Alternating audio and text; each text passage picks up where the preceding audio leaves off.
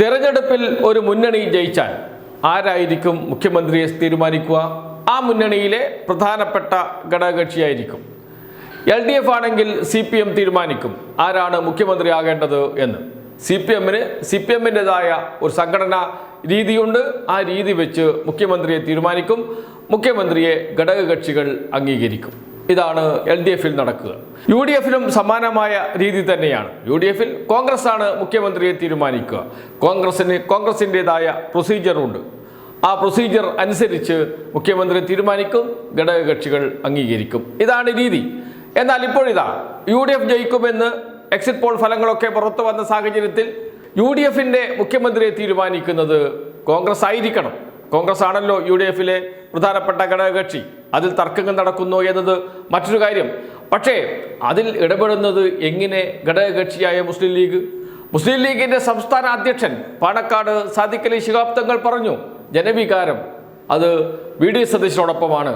VD സതീശനാണ് മുഖ്യമന്ത്രി ആകേണ്ടത് എന്ന് ഒരിക്കലും പറയാൻ പാടില്ലാത്ത കാര്യമാണ് പാണക്കാട് സാദിഖ് അലി തങ്ങൾ പറഞ്ഞിരിക്കുന്നത്. എന്ന് വെച്ചാൽ UDFിൻ്റെ മുഖ്യമന്ത്രിയെ തീരുമാനിക്കുന്നത് മുസ്ലിം ലീഗാണ് എന്നർത്ഥം.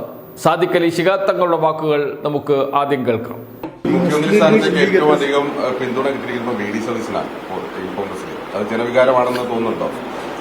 അതെ, അതങ്ങനെ തന്നെയാണല്ലോ. ആളുകൾ ആ രീതിയിൽ വിധിയെഴുതുന്നു. ആളുകളുടെ അഭിപ്രായം അതാണ് എന്നാണ് എനിക്ക് തോന്നുന്നത്. സാദിഖ് അലി ശിഹാബ് തങ്ങൾ ഇക്കാര്യം പറയുന്നതിന് മുമ്പ് ഇതേക്കുറിച്ച് വലിയ ചർച്ച നടത്തിയ ഒരു ടെലിവിഷൻ ചാനലുണ്ട്.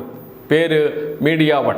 ജമാഅത്തെ ഇസ്ലാമിയുടെ ടെലിവിഷൻ ചാനലായ മീഡിയ വണ്ണാണ് VD സതീശൻ മുഖ്യമന്ത്രിയാകണം എന്ന ചർച്ച ആദ്യം കേരളത്തിൽ ഉയർത്തിക്കൊണ്ടുവന്നത്.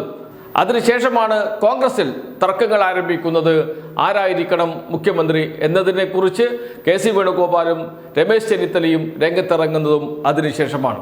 എന്നുവെച്ചാൽ ജമാഅത്തെ ഇസ്ലാമി തീരുമാനിക്കുന്നു VD സതീശൻ മുഖ്യമന്ത്രിയാകണമെന്ന്. ആ തീരുമാനം മുസ്ലിം ലീഗ് ഏറ്റെടുക്കുന്നു. മുസ്ലിം ലീഗിന്റെ സംസ്ഥാന അധ്യക്ഷൻ അത് പരസ്യമായി പറയുന്നു. ഇനി കോൺഗ്രസ് തീരുമാനിക്കട്ടെ ആരാകണം മുഖ്യമന്ത്രി എന്ന്, VD സതീശൻ മുഖ്യമന്ത്രിയാകണം എന്ന്. ഇതാണ് UDFിലെ സ്ഥിതി. വെറുതെയല്ല വെള്ളാപ്പള്ളി നടേശൻ പറഞ്ഞത് UDF അധികാരത്തിൽ വന്നാൽ ജമാഅത്തെ ഇസ്ലാമിയായിരിക്കും കേരളം ഭരിക്കുക എന്ന്. വെറുതെയല്ല CPIM നേതാവ് AK ബാലൻ പറഞ്ഞത് ജമാഅത്തെ ഇസ്ലാമി ആഭ്യന്തരം ഭരിക്കുമെന്ന്. അതിലേക്ക് തന്നെയാണ് കാര്യങ്ങൾ പോകുന്നതും. ആദ്യം ജമാഅത്തെ ഇസ്ലാമിയുടെ ചാനൽ മുഖ്യമന്ത്രിയെ പ്രഖ്യാപിക്കുന്നു. അത് മുസ്ലിം ലീഗ് ഏറ്റെടുക്കുന്നു. മുസ്ലിം ലീഗിന്റെ സംസ്ഥാന അധ്യക്ഷൻ അക്കാര്യം പ്രഖ്യാപിക്കുന്നു.